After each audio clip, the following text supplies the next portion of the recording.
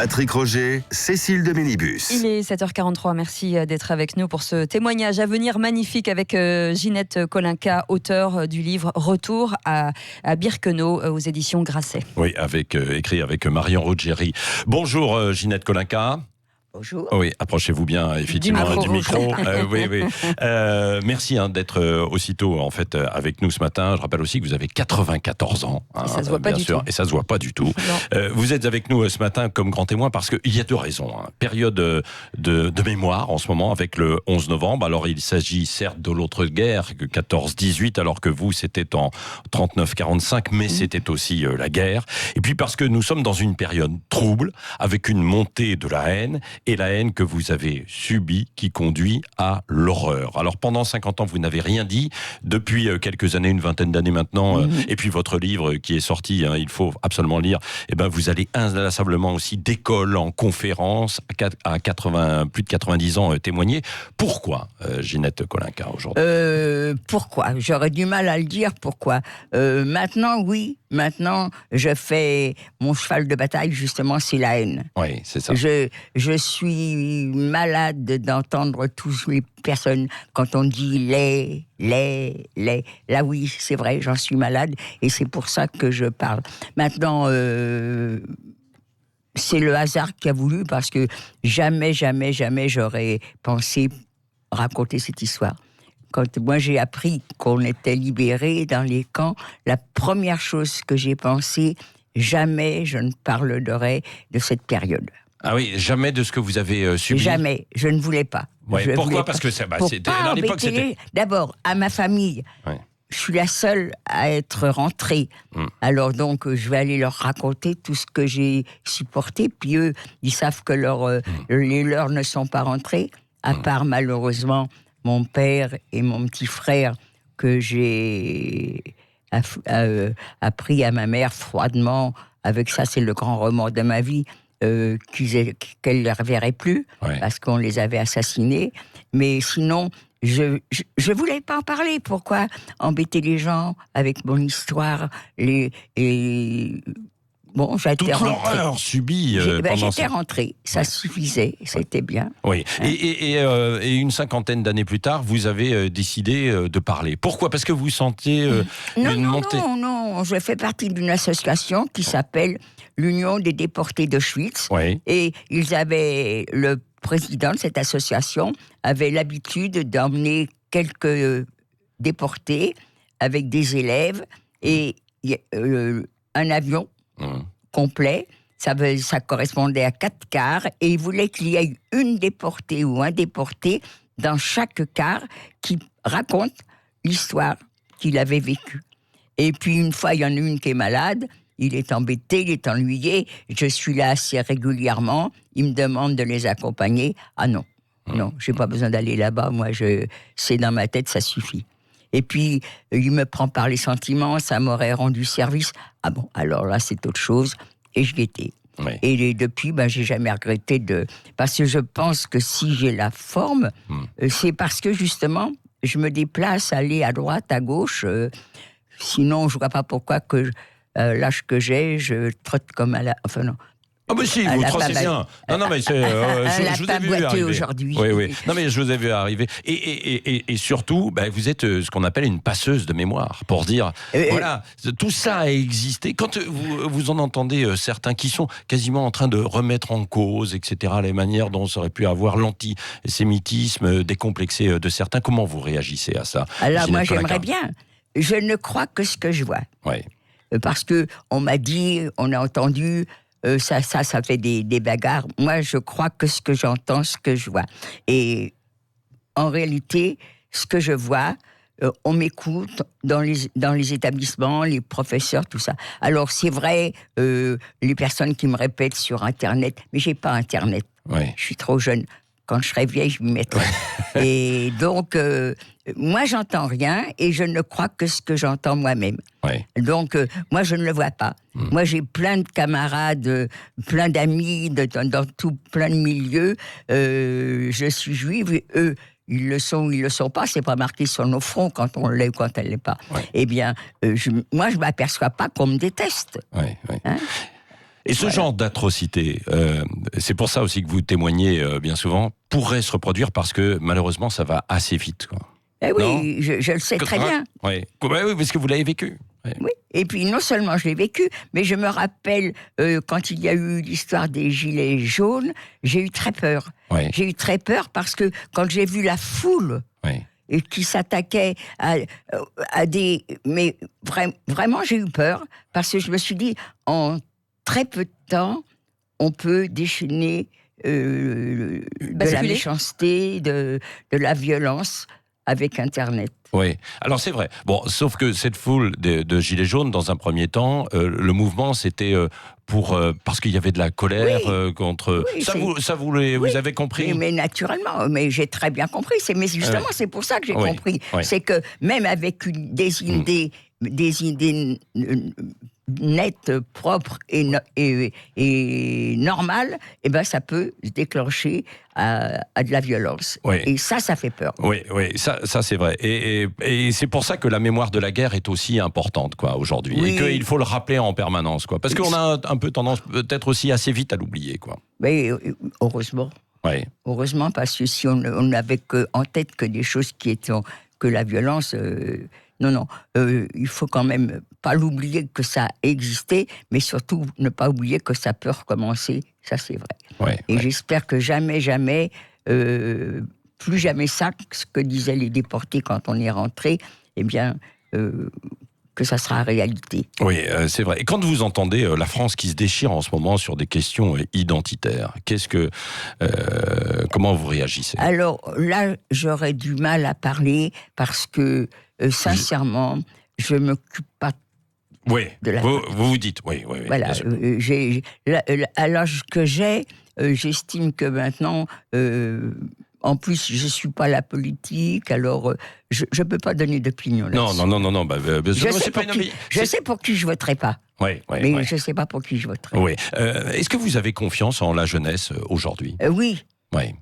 Est-ce que vous la rencontrez? Je la rencontre et je dis oui, j'ai confiance. Les médias les jeunes. Moi, je peux vous garantir, les gens qui disent maintenant les gens sont égoïstes, mais c'est pas vrai. Il y en a peut-être quelques-uns, mais moi, je sais que je commence à me faire vieille. Quelquefois, dans le métro, je m'arrête au milieu d'un escalier et on me dit « Ça va pas, madame, vous voulez... Si j'ai ma petite valise, madame, vous voulez un coup de main ?» Non, c'est pas vrai, les gens sont pas égoïstes. Il y en a, mais c'est pas la majorité. Oui, ça c'est vrai. Est-ce que, alors pour revenir, on va pas évidemment revenir sur toute votre histoire dans les camps, mais ça, je vous invite à lire, les auditeurs, votre livre pour ça. Il est très bien écrit. Quand même, racontez-nous en quelques mots cette horreur, et notamment ce moment, parce que vous aviez 19 ans, de la déportation. Vous saviez ce qui vous attendait? Non. Personne. Je crois, enfin, je ne peux pas me mettre à la place des gens, mais je suis sûre que personne ne savait ce qui allait arriver. Peut-être que certains en Allemagne, ceux qui avaient quitté l'Allemagne assez tôt, peut-être que ceux-là savaient ce dont les nazis, je fais bien attention maintenant de dire les nazis, les nazis étaient capables de faire, mais non. Impossible. Comment voulez-vous imaginer que, parce que vous avez moins de 15 ans et plus de 45 ans, on ne va pas vous laisser vivre? Mais personne ne pouvait savoir ça. On allait dans un camp de travail. Moi, j'ai jamais eu peur. Oui, c'est ça. Donc c'était un camp de travail. Vous disiez, il va pas y avoir la solution finale. Quand vous étiez en fait dans les camps, est-ce que vous aviez conscience de cette solution finale? Est-ce que vous avez au fil du temps, des jours, pris conscience de ça? Non. J'ai jamais pensé mourir. Mais en réalité, je ne pensais pas. Et je crois que c'est ça qui... Vous savez, je crois que quand on était... Les personnes qui étaient trop intelligentes, les personnes qui essayaient de voir des explications, bien celles-là, les pauvres, je crois qu'elles ne sont pas rentrées. Parce que quand vous réfléchissez, pourquoi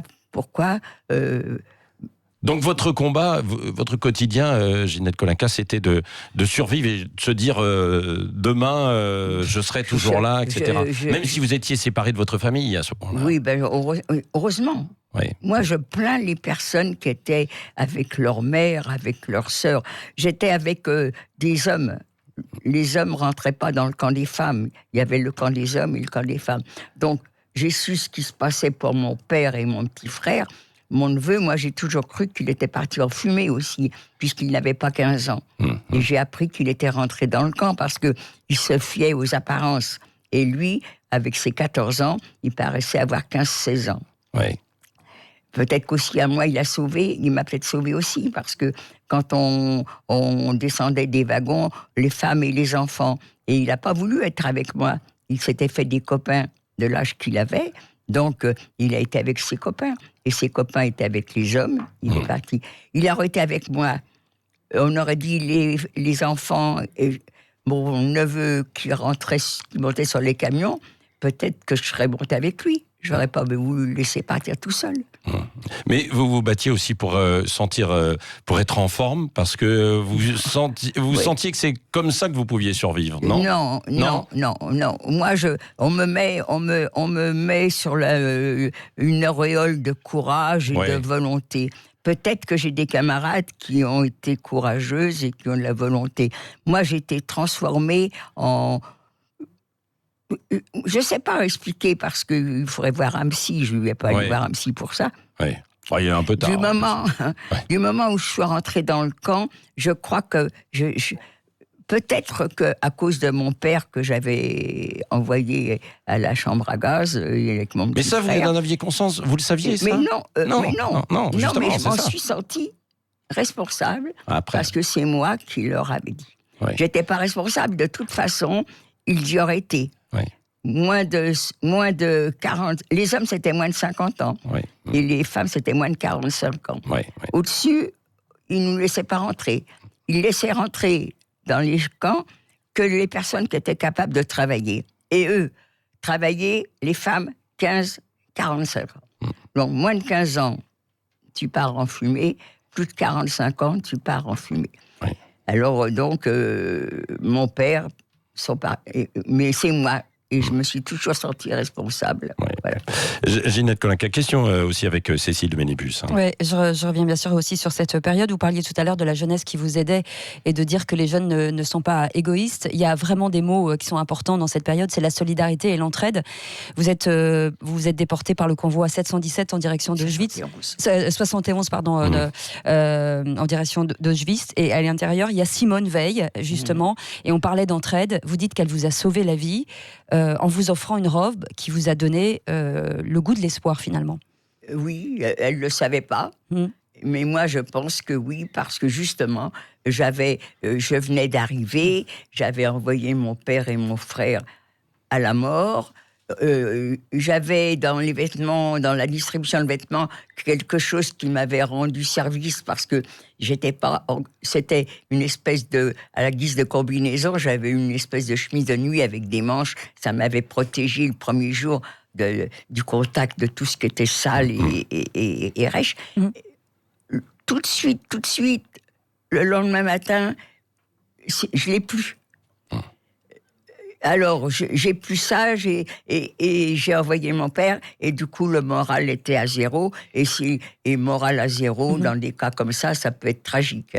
Et Simone Veil, en donnant cette robe...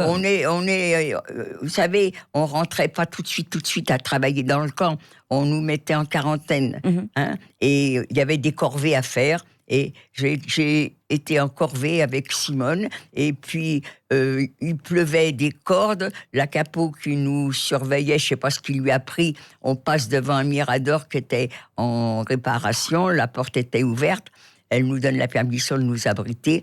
Est-ce qu'on n'était que toutes les deux?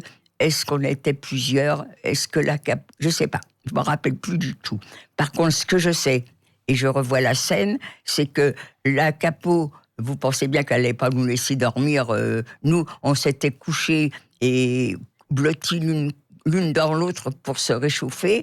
Et la pluie commence un petit peu à s'arrêter. La capo nous fait sortir. elle est tombée en extase. Mais vraiment en extase devant Simone. Moi, elle ne m'a pas vue. Hein. Et je pense que c'est pour ça que Simone m'a donné cette robe. Oui. Elle a dû se sentir gênée que elle. Mais vraiment, elle était tombée là. Ah, t'es trop belle. Et voilà, c'était pour compenser Alors, je pense cette belle que pour solidarité. compenser, elle m'a donné cette robe. Merci beaucoup. Merci Ginette Kolinka d'être venue ce matin nous raconter tout ça avec toujours de l'émotion. Je rappelle votre livre, Retour à Birkenos. J'ai grassé avec Marion Ruggieri. Et puis vous continuez de témoigner dans les différents établissements scolaires, évidemment.